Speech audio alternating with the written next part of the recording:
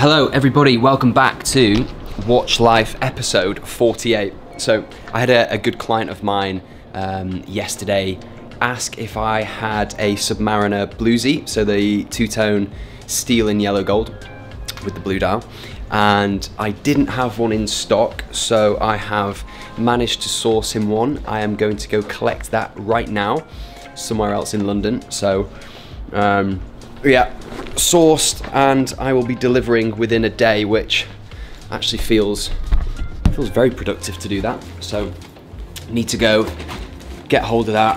But yeah, welcome to the video, guys. This is another vlog video. Let's see what we get up to this week. You may or may not have seen, I've started my podcast channel. I always talk about it. I know it's because I'm very excited about it.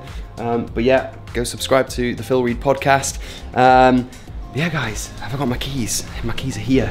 It's an absolute mess in here at the moment, but I'm gonna go get the tube and I will see you when I'm there.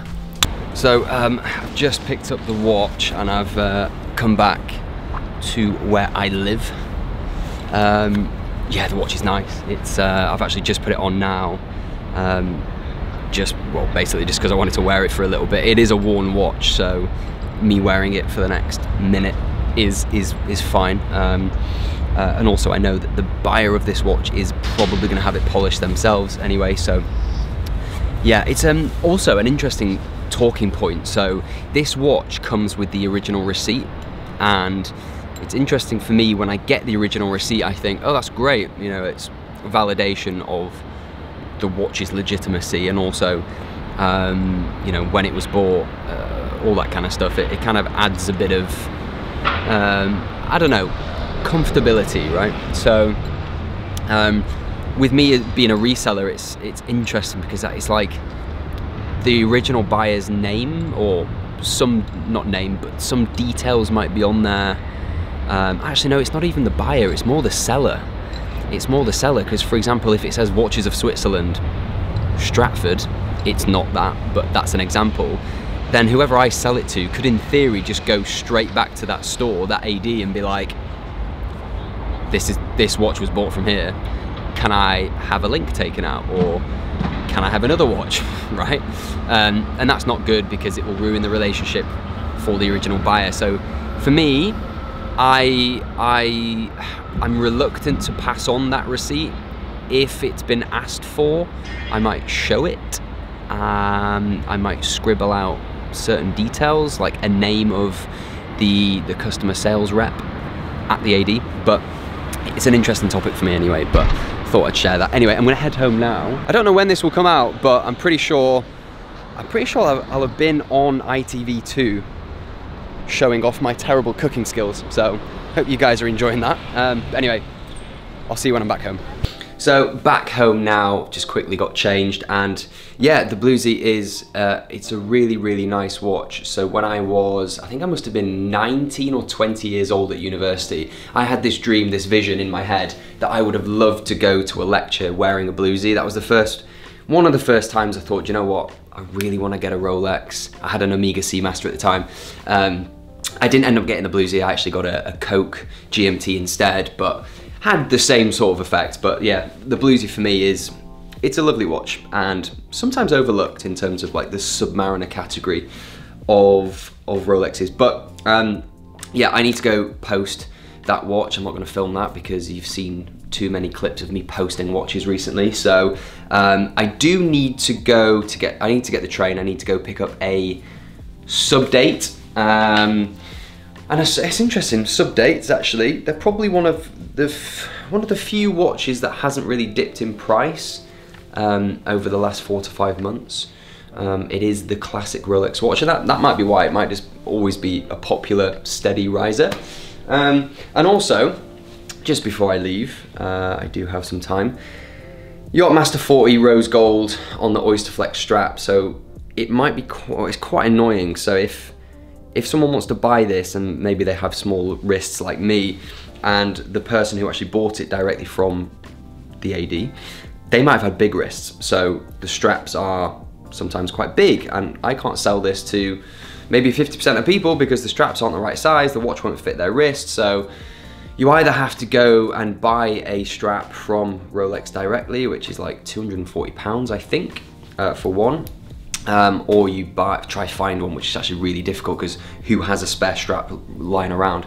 Well, actually, I found someone who is actually selling one, and they have a spare strap lying around. So this has sold, but the reason for my story is the guy's wrists are quite small, and so he needs a smaller strap. So anyway, I'm gonna go get the train. I'll see you later.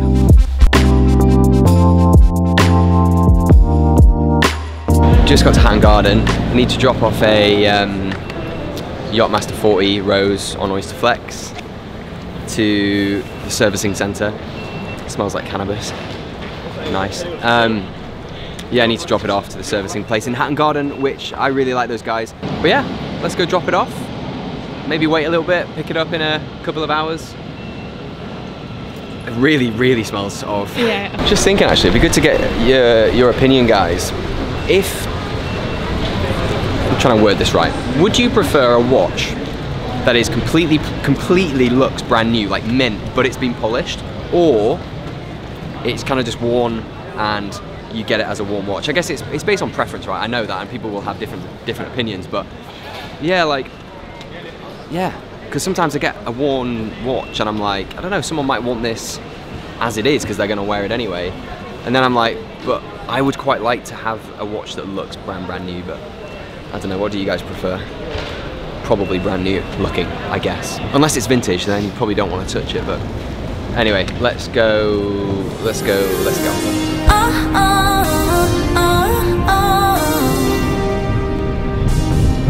I'm on the train at the moment. I need to go pick up a GMT root beer, a 2021. Yeah, I bought that. Well, I'm gonna go buy it.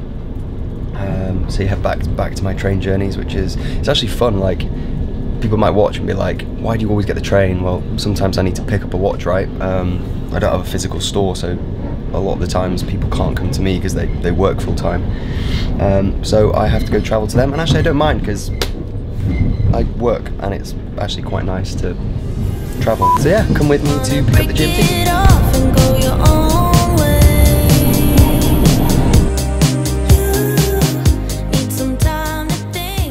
So I am back home and I do have the watch. So yeah, here's the GMT root beer. This is the full, no, it's not full, it's part rose gold and part steel. It's the two-tone GMT root beer, the 126711 CHNR.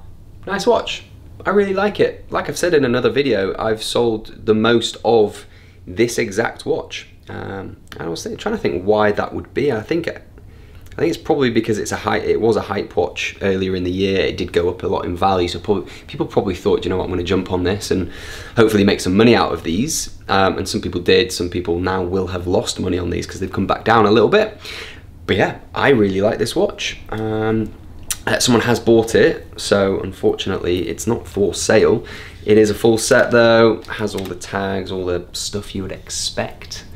But yeah, that is pretty much that. I do have some other bits and pieces that I've just sold that I need to go deliver, but I'm gonna wait until next week's episode to show you guys what happened with those two watches that I sold. So for this week, guys, it's been a pleasure.